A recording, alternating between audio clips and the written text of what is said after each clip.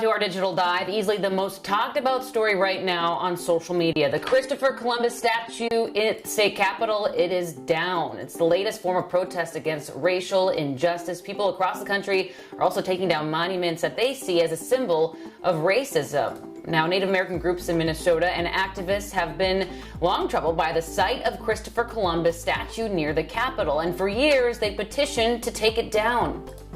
Never helped us. He always took away from us, took our land, took our people. So to see a simple statue of Christopher Columbus, who raped and pillaged our people and the land and the resources for us, we like that. We're like right on. Minnesota State Patrol surrounded the statue after it fell and waited for the towing company to take it away.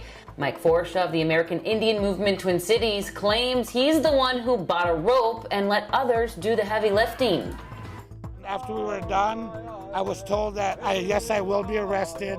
I will be charged with criminal damage to property, but that's part of what happens. So I'm willing to take that.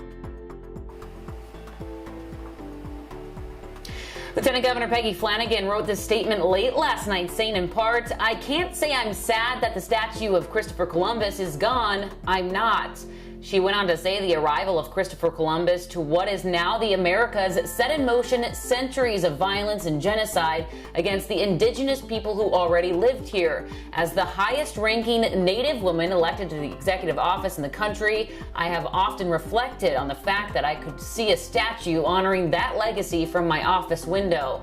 It was a constant reminder that our systems were not built by or for Native people or people of color, but in many cases to exclude, erase, and eliminate us. And of course, just so many of our Sunrisers have been texting in this morning. I've been reading a few of them. If you'd like to chime in with your thoughts as well, you can do so by texting 763-797-7215. And I want to recommend a book for so many people who don't know the history, the true history of Christopher Columbus. Read this in my race relations class in college. It's A People's History of the United States. You can get it on Amazon right now. I highly recommend reading this book. Yeah, I always think that the answer is in history, and we look at what has happened to these indigenous people. It is horrific what we've done to them in this country, and so I definitely understand their pain, but of course everyone has their own opinion, and so we are seeing that on the other side with those thousands of comments that we have on this, Alicia. Thanks.